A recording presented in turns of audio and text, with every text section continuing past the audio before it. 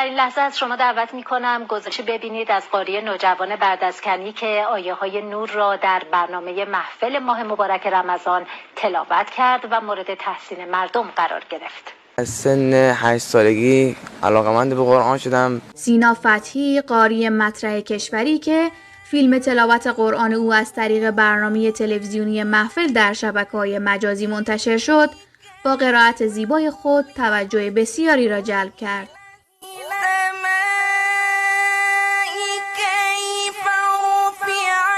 وإلى الجبال كيف نصبت وإلى الأرض كيف سطحت فذكر إنما أنت مذكر لست عليهم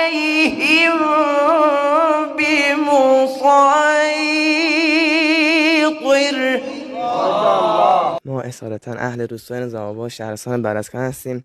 پدر من قاری همین روستا بود، پدر بزرگ من، پدر بزرگ من، کلا جد در جد ما قاری بودیم و همین علتی بود که من وارد این عرصه بشم و به سمت قاری شدم قدم بردارم.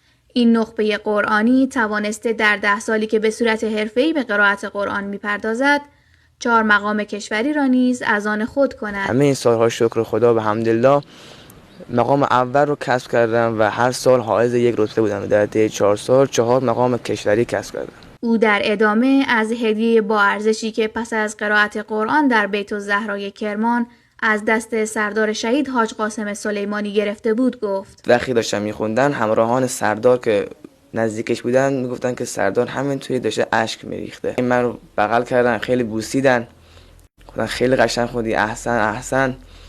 بعد آخر گفتن که بذار یک جایزه هم بهت بدم، بذار یک هدیه هم بهت بدم. یک انگشتری من دارن که یکی از بهترین هدیه‌های عمر قرآنی من هست. پدر و مادر سینا در موفقیت او هم سهم بسزایی داشتند که در ادامه از ویژگی‌های اخلاقی او نیز گفتند. بعد با قرآن آشنای قرآن در روح و جسم انسان تاثیر میذاره. بعد خیلی مسلمه در مثلا برخورداش با دوستاش، برخوردای با همسن سال خودش، یا در برخورد مثلا در داخل خانه با پدر مادر، احترام پدر مادر خیلی رعایت میکنه.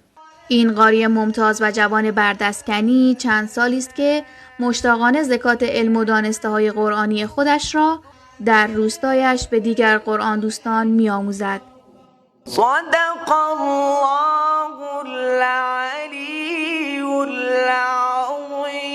العظیم. وجیه تیموری، خبرگزاری صدا و سیما، روستای نظام‌آباد بردسکن. در این لحظه از شما دعوت می‌کنم گزارش ببینید از قاری نوجوان بردسکنی که آیه‌های نور را در برنامه محفل ماه مبارک رمضان تلاوت کرد و مورد تحسین مردم قرار گرفت. از سن 8 سالگی علاقه‌مند به قرآن شدم. سینا فتحی قاری مطرح کشوری که فیلم تلاوت قرآن او از طریق برنامه تلویزیونی محفل در شبکه‌های مجازی منتشر شد، با قرائت زیبای خود توجه بسیاری را جلب کرد.